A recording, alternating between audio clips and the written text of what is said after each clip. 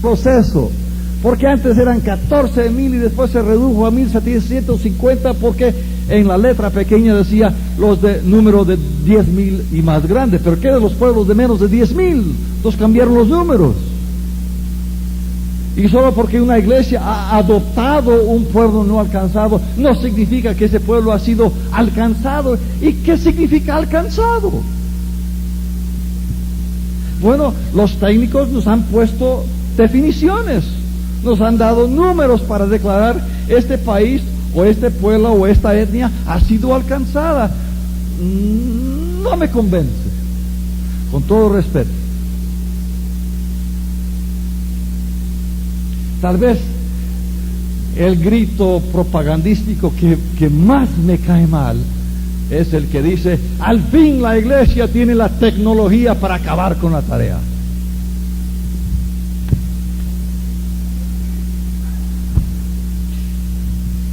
Qué interesante. El Espíritu Santo ha tenido que esperar tantos siglos hasta que el internet aparezca. Qué curioso. ¿Qué dirá el Espíritu de eso?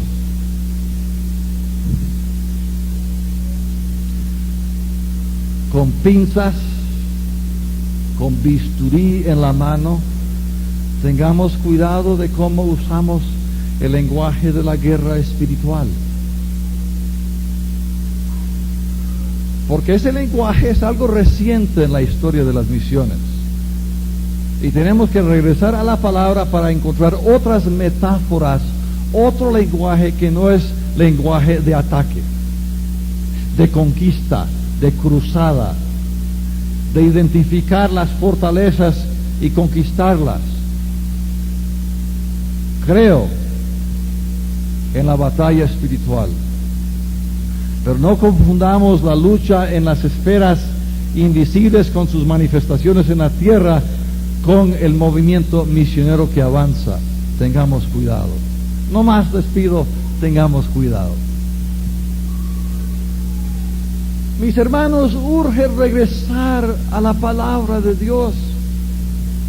Lo que yo les sugiero, los directivos de este evento, que tomen los mensajes de Valdir. Valdir hoy se fue al aeropuerto, le cancelaron el vuelo, no podrá ir a su país, no podrá estar con su esposa y 4 hijos mañana, y el vuelo mañana está lleno. Hay que orar que alguien se enferme en el vuelo para que Valdir se nos vaya y regrese a su tierra. Pero mientras tanto, Valdir allá, nosotros acá, ustedes acá, tomando los cassettes, los mensajes y desarrollando unas hojas de estudio, de reflexión, que formarán como parte de un currículum que puede trabajarse en una iglesia local. Escuchar a este brasileiro hablándonos en castellano, un portuñol, un espagués que le llamaste, pero palabra de Dios. Yo tengo 2 o 3 páginas de notas que tomé. Regresemos a la palabra. Regresemos a la gran historia del Dios creador, el Dios que busca al rebelde, el Dios que creó el Edén con sus ideales, que fue destruido por la gran rebelión, el pecado, y nosotros vivimos el resultado de esas decisiones hechas miles y miles de años atrás. Pero el tema de las misiones comienza en el corazón de Dios antes de la creación del mundo.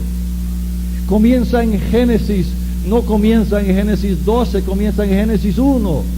Regresemos a la palabra, hermanos, nutrámonos de la palabra de Dios para que la palabra nos critique, para que la palabra nos amplíe. Un pequeño ejemplo: hay toda una himnología o toda una letra de música y toda una corriente misionera basada en una palabra de la gran comisión de Mateo 28, la palabra id, y de 2 letras. Y esa palabra pues es el miollo, id. Solo hay que contar cuántos cantos hemos entonado esta semana que tienen esa palabra id. Pero ¿por qué razones es que el texto bíblico no nos ha sido traducido adecuadamente? Porque el corazón de la gran comisión no es id, sino es el hacer discípulos. Y hay tres palabras que en la gramática se llaman gerundios, que son palabras de acción, y hay tres palabras que describen lo que significa hacer discípulos, yendo, no id, sino yendo, o a medida que van a ser discípulos, bautizándoles, enseñándoles. La gran comisión no es solo la proclama del Evangelio de Cristo. La proclama del Evangelio es el miollo, es el corazón, es la columna vertebral, pero la gran comisión es más que la proclamación. Y ese reduccionismo no nos sirve muy bien, hermanos. Disculpen. Porque el corazón de la gran comisión es la tarea mucho más grande y mucho más amplia y mucho más transformadora. Es el hacer discípulos, seguidores fieles, comprometidos. Jesucristo da por sentado que vamos a ir. La cosa es a medida que vamos, ¿qué estamos haciendo? Hacer discípulos. Entonces, la proclama de la gran comisión es a la medida que van oyendo a ser discípulos. Ahora les invito a pensar a solas o en un grupo pequeño de qué manera nos informa y nos transforma un nuevo estudio, una nueva lectura de la gran comisión.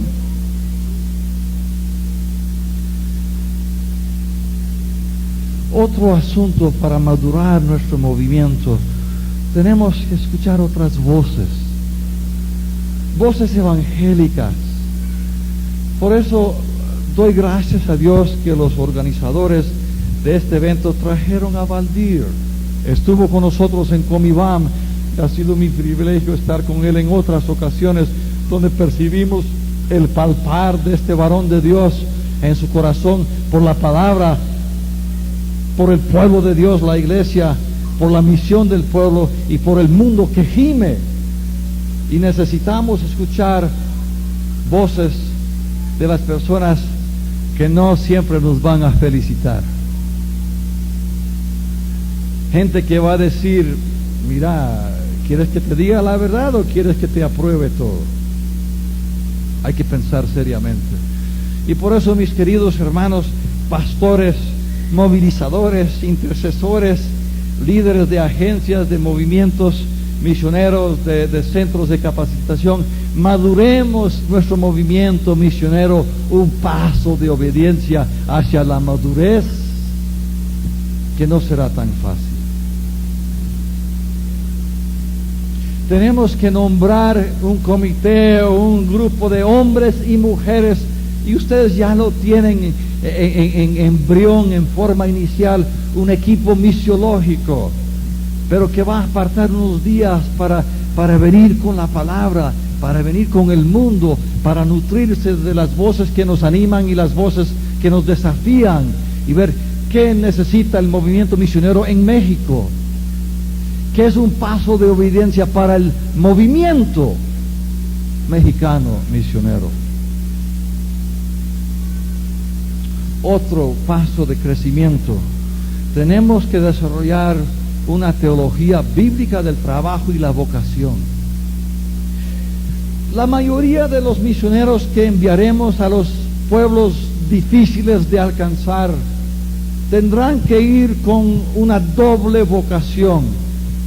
Tendrán que ser misioneros bivocacionales. Irán como misioneros autorizados y aprobados y ungidos y todo lo demás por la iglesia local, con la preparación que se pueda, pero también tienen que tener algo que justifique su presencia en un país que no da la bienvenida a misioneros cristianos. Y no podemos enviar gente con una dicotomía interna de que tengo que hacer esta cosa, este trabajo, esta empresa, pero esto es secundario, esto es solo una excusa para que me den la visa. Esa es mala teología. Porque la verdad es que el Evangelio va a correr por los riachuelos de relaciones, de amistades hechas por integridad. Y nuestras misioneras se ganarán el derecho de hablar porque son mujeres respetadas en esas culturas. Y eso significa una nueva teología de vocación. Nosotros los evangélicos tendemos a pensar que hay 3 categorías de vocación: las que a Dios no le gusta para nada, los narcos, la prostitución, todo eso. Después la que a Él le gusta, que son los ministerios, el ministerio, los pastores, los evangelistas, y obviamente pues a Él le gustan los misioneros. Y la tercera categoría, todo lo que resta. Ellos son los que pagan el flete para las vocaciones que a Dios sí le gusta. Mala teología. Yo tengo 3 hijos. Son 3 hijos adultos, 24, 28, 30. ¿Quisiera yo que mis hijos fuesen misioneros? Pues sí. Pero si mi hijo quiere ser profesor y mi hija quiere ser maestra y la otra hija quiere ser doctora, ¿estaré yo de igual de contento? Categóricamente sí, si los 3 aman apasionadamente a nuestro Señor, porque los quiero bendecir en sus carreras donde han de ser sal y luz. Por algo Cristo fue carpintero hasta los 30 años.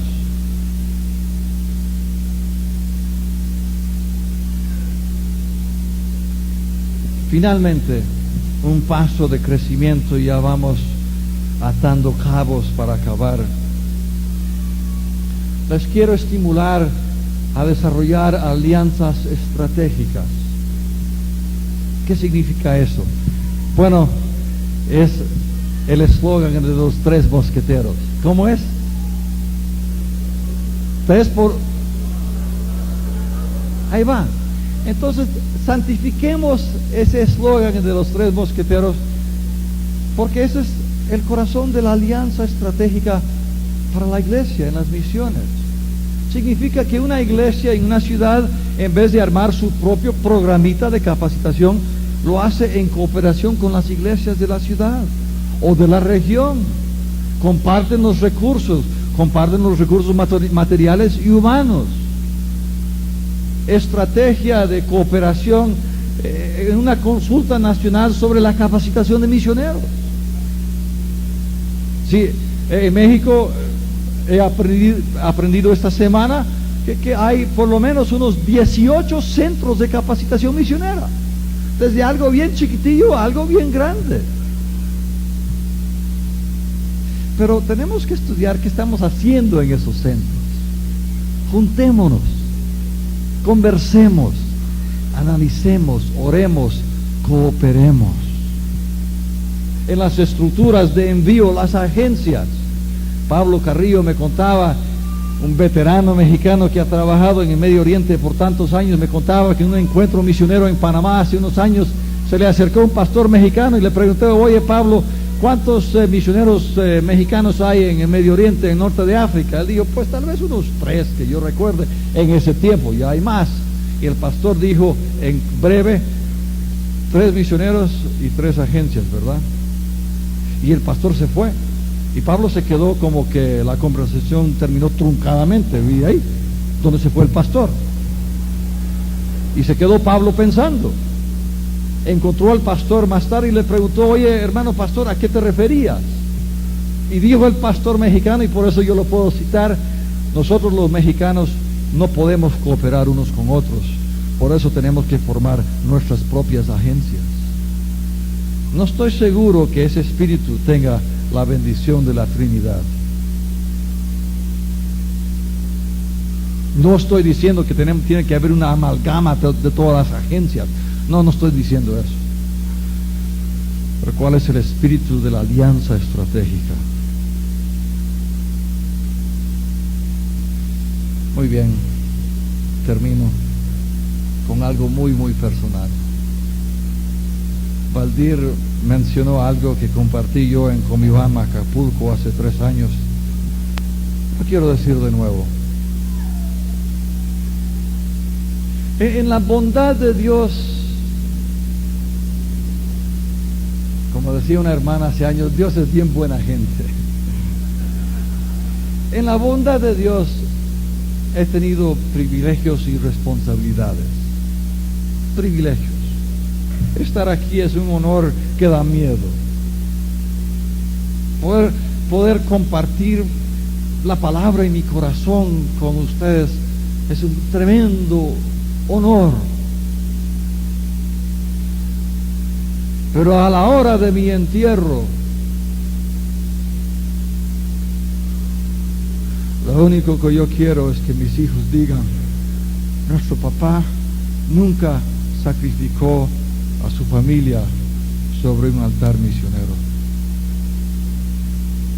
Cuando todo esto se acabe, cuando la tierra cae sobre mi ataúd y los últimos adioses se están haciendo, y si mi esposa todavía vive, estoy seguro que estará llorando con mis hijos, quiero que ellos digan: mi papá fue hombre de integridad, supo pedir perdón y nos supo perdonar. ¿De qué son los libros que uno escribe? ¿De qué son las prédicas a decenas o centenares o a miles, si a la hora del final uno no ha sido mujer u hombre de integridad?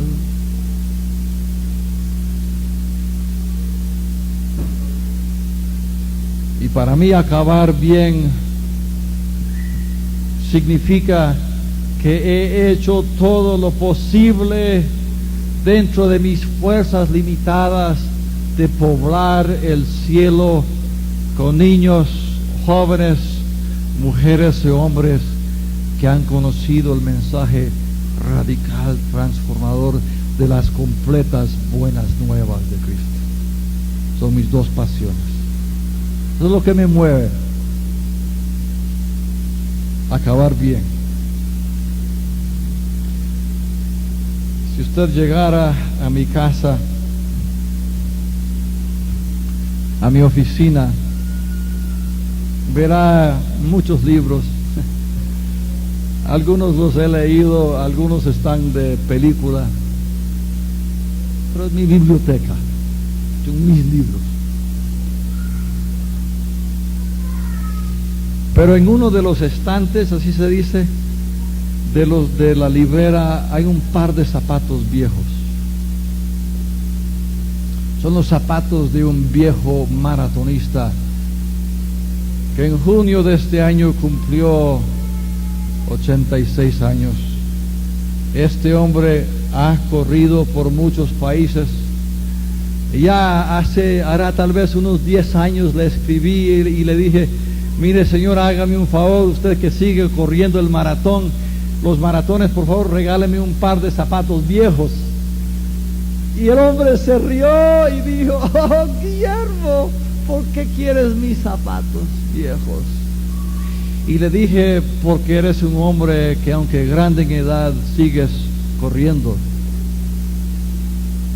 Y el viejo maratonista me motiva. Ahí están los zapatos, viejos, usados. Les quito el polvo, pero no me los pongo, aunque una vez me di cuenta que calzaban, pero no son para que yo los utilice. Este viejo maratonista lo visité en una casa para ancianos hace pocas semanas. Estaba por despedirme y me dijo: Guillermo, siéntate, te quiero compartir algo que he aprendido de la palabra, porque el viejo maratonista ya se le fue la memoria. no es el hombre que yo conocía.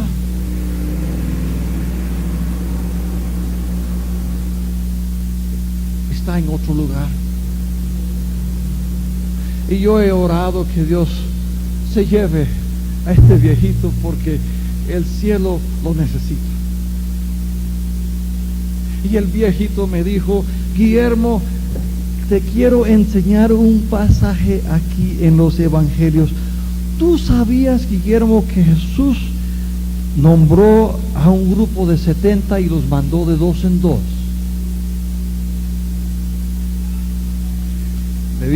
Le dije yo: sí, conozco el pasaje.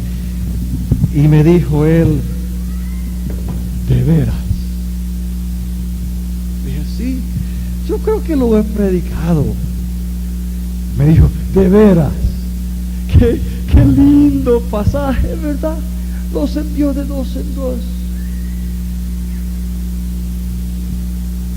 Yo volteé porque la lágrima me abrumó, porque yo había escuchado a este viejito enseñar la Biblia en una forma tan poderosa, una forma tan ungida del Espíritu. El hombre se sabía la Biblia desde Alfa y Omega y al revés, y ahora está descubriendo en su vejez, con la mente ya ida, pasajes que él ha predicado, que la sabe de memoria. Y tengo sus zapatos. Regresé a casa y vi a esos zapatos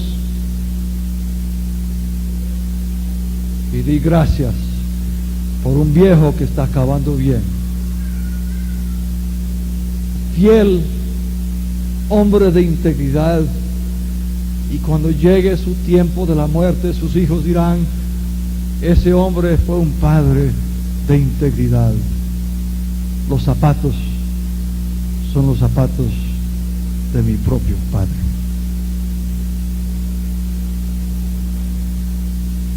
Mi papá. Oremos. Buen Dios y Padre, estamos rendidos ante tu presencia brillante. La gloria nos aniquila. No somos merecedores de tu gracia. Hemos sido infieles a los votos. Hemos sido y seguimos rebeldes, y en tu gracia, misericordia, nos sigues buscando igual como buscaste a Adán y Eva en el huerto de la rebelión. Aquí estamos, Padre, en la histórica y significativa ciudad de Aguascalientes de México, un puño de tu pueblo, para un puño que representa un semillero increíblemente fuerte para bien de este país y las clases sociales que no conocen del Evangelio, las etnias que no conocen del Evangelio, y un país y un pueblo cristiano que tiene un amor por aquellas naciones y aquellas etnias donde el Evangelio no se conoce, aquellas ciudades amuralladas espiritualmente, aquellos pueblos que son difíciles, son no alcanzados porque son difíciles de alcanzar.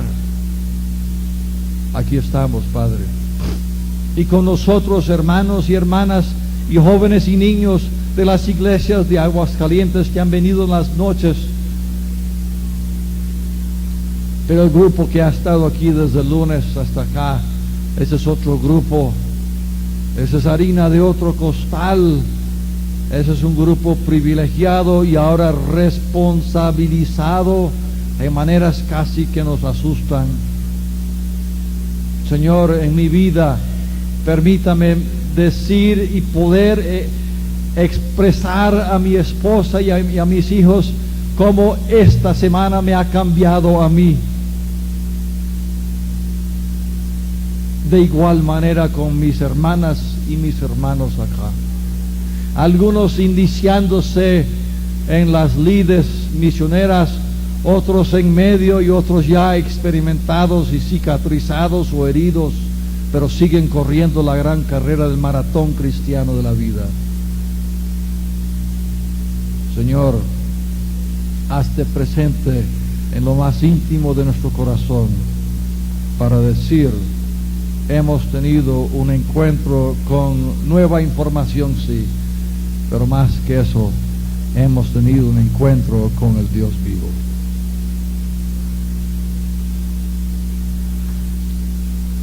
En el nombre del Padre, y del Hijo, y del Espíritu Santo. Amén.